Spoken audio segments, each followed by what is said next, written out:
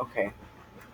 Hey guys, and welcome back to another year of English 6 through 12 with me, Caleb. And the first book we are going to read is called Black Beauty by Anna Sewell, whatever, I don't know. And let's go ahead and get started with part 1. Chapter 1 My Early Home. The first place that I can well remember was a large pleasant meadow with a pond of clear water in it. Some shady trees leaned over it, and rushes and water lilies grew at the deep end. Over the hedge of one side we looked down into a ploughed field, and on the other we stood over a gate at our master's house, which stood by the roadside. At the top of the meadow was a plantation of fir trees, and at the bottom a running brook, overhung by a steep bank. While I was young I lived upon my mother's milk, as I could not eat grass. In the daytime I ran by her side, and at night I lay down close by her. When it was hot we used to stand by the pond in the shade of the trees, and when it was cold we had a nice warm shed near the grove.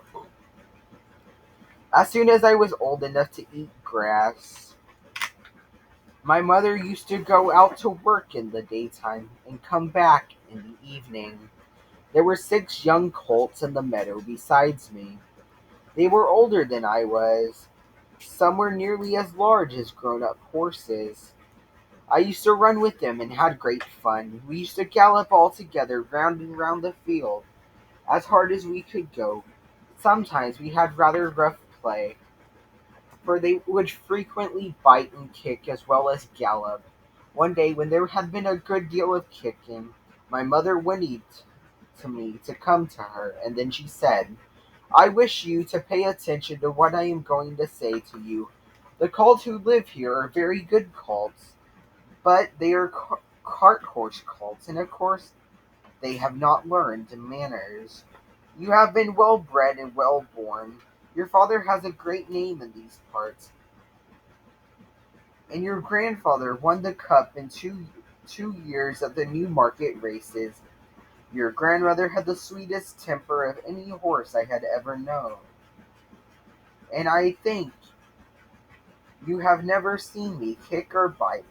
I hope you will grow up gentle and good, and never learn bad ways. Do your work with a good will. Lift your feet up well when you trot, and never bite or kick even in play." I have never forgotten my mother's advice.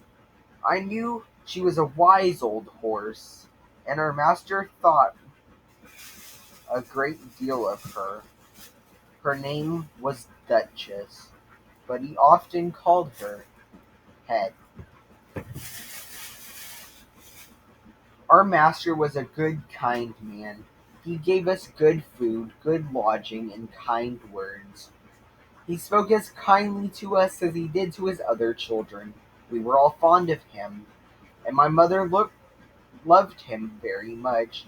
When she saw him at the gate, she would neigh with joy and trot up to him. He would pat and stroke her and say, "Well, old pet, and how is our little darky?" I was dull black, so he called me Darky. Then he would give me a piece of bread, which was very good, and sometimes he brought a carrot for my mother. All the horses would come to him, but I think we were his favorites. My mother always took him to the town on a market day in a light gig. There was a ploughboy, Dick, who sometimes came to our fields to pluck blackberries from the hedge. When he had eaten all he wanted, he would have what he called fun with the colts, throwing stones and sticks at them to make them gallop. We did not much mind him, for we could gallop off, but sometimes a stone would hit and hurt us. One day he was at this game, and did not know that the master was in the next field. When he was there watching what was going on over the hedge, he jumped in a snap, and catching Dick by the arm, He gave him such a box on the ear as made him roar with a pain and surprise. As soon as he saw the master, we trotted up nearer to what went on. "Bad boy," he said, "bad boy to chase the colts. This is not the first time, nor the second, but it shall be the last. There, take your money, and go home. I shall not want you on my farm again." So we never saw Dick any more. Old Daniel, the man who looked after the horses, was just as gentle as our master, so we were well off. And that concludes chapter 1.